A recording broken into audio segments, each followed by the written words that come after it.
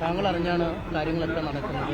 ഈ സാധാരണഗതിയിൽ മന്ത്രിസഭ ഒരു തീരുമാനമെടുത്ത ശേഷം ഇത്തരം കാര്യങ്ങൾ പുറത്തേക്ക് എടുക്കുകയാണ് ചെയ്യുന്നത്. പക്ഷേ ഇതിപ്പോൾ ടൂറിസം വകുപ്പ് എന്തുകൊണ്ട് ഈ വിഷയത്തിൽ ഇടപെടുന്നു എന്ന ചോദ്യമാണ് പ്രതിപക്ഷ നേതാവും BJP സംസ്ഥാന അധ്യക്ഷനും ഒക്കെ ചോദിക്കുന്നത്. ഇല്ല, അത് ടൂറിസം ഡയറക്ടറുടെ പ്രസ്താവന വന്നല്ലോ ഇന്നലെ. ടൂറിസം ഡയറക്ടർ അതുമായി ബന്ധപ്പെട്ട കാര്യങ്ങൾ പറഞ്ഞിട്ടുണ്ടല്ലോ. പിന്നെ എന്താ പ്രതിപക്ഷ നേതാവ് അതുമായി ബന്ധപ്പെട്ട് പിന്നെയും പറയുന്നതെന്നുള്ളതാണ്. ഇത്തരം ആരോപണം നേരത്തെ വന്നപ്പോഴും ഈ മന്ത്രി തന്നെ പറയുന്നു അന്വേഷണം നടത്താൻ പറയുന്നു. അങ്ങനെ ഒരു അന്വേഷണം നടന്നാൽ കാര്യം അല്ല, ഞാൻ ഈ വിഷയത്തിൽ യഥാർത്ഥത്തിൽ പ്രതികരിക്കേണ്ടതല്ല. ഡയറക്ടർ പറഞ്ഞു. പിന്നെ ഓരോ ദിവസവും രാവിലെ എഴുന്നേറ്റ് പത്രസമ്മേളനം നടത്തി ഓരോന്ന് പറയുകയാണ്. ഇതുമായി ബന്ധപ്പെട്ട് എക്സൈസ് വകുപ്പ് മന്ത്രി കാര്യങ്ങൾ വ്യക്തമാക്കിയതാണ്. ഞാനും അതിൽ കാര്യങ്ങൾ പറഞ്ഞു കഴിഞ്ഞാണ്.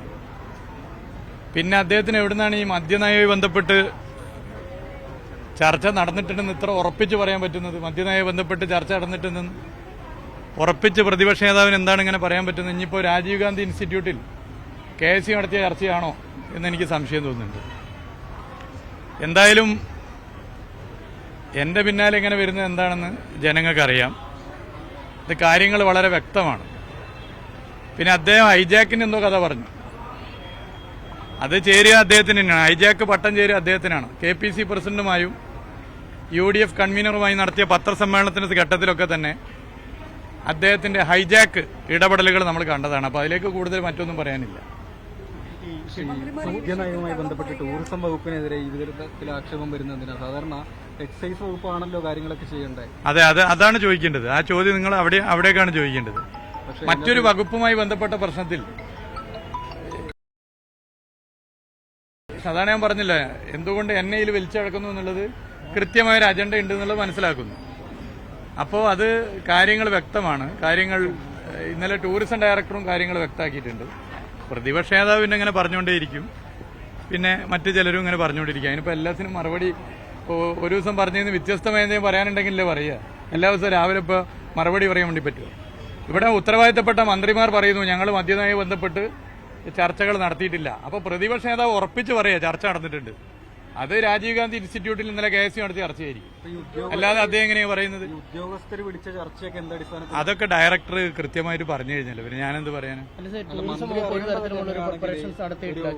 അല്ല, അത് യോഗം ചേരുമ്പോ ആ വകുപ്പിൽ മന്ത്രിക്ക് അതിന്റെ അകത്ത് ഉത്തരവാദിത്വം ഇല്ല, അറിയേണ്ടതല്ല. അത് ഡയറക്ടർ ഇതിനകത്ത് ഉണ്ടല്ലോ. ഡയറക്ടറേറ്റും ഡയറക്ടറും നിരവധി യോഗങ്ങൾ അങ്ങനെ നടത്താറുണ്ട്. അത് എല്ലാ യോഗങ്ങളും മന്ത്രിയോട് പറഞ്ഞിട്ടും അല്ല, മന്ത്രി പറഞ്ഞിട്ടും അല്ല. അത് ഡയറക്ടറേറ്റ് അധികാരമുണ്ട്. അതൊക്കെ ഡയറക്ടറേറ്റിന്റെ പ്രസ്താവനയിലുണ്ട്. ഇപ്പൊ ഞാനെന്ത് പറയുന്നത്, റിന്യൂവൽ ഓഫ് ലിക്കർ പോളിസി വകുപ്പിൽ വരുമ്പോ അതും ഡയറക്ടർ പ്രസ്താവനക്കകത്ത് പറഞ്ഞിട്ടുണ്ട്. അല്ല സാർ, എന്തെങ്കിലും ഡിസ്കഷൻ നടന്നിരുന്നു ഈ ഡ്രൈ ഡേ പിൻവലിക്കുക? ഇതിപ്പോ എല്ലാ ദിവസവും ഞാൻ ഇപ്പോ പറയാൻ പറ്റുന്നില്ല. 2 ദിവസം മുമ്പ് പറഞ്ഞു തന്നു. പിന്നെ ആര്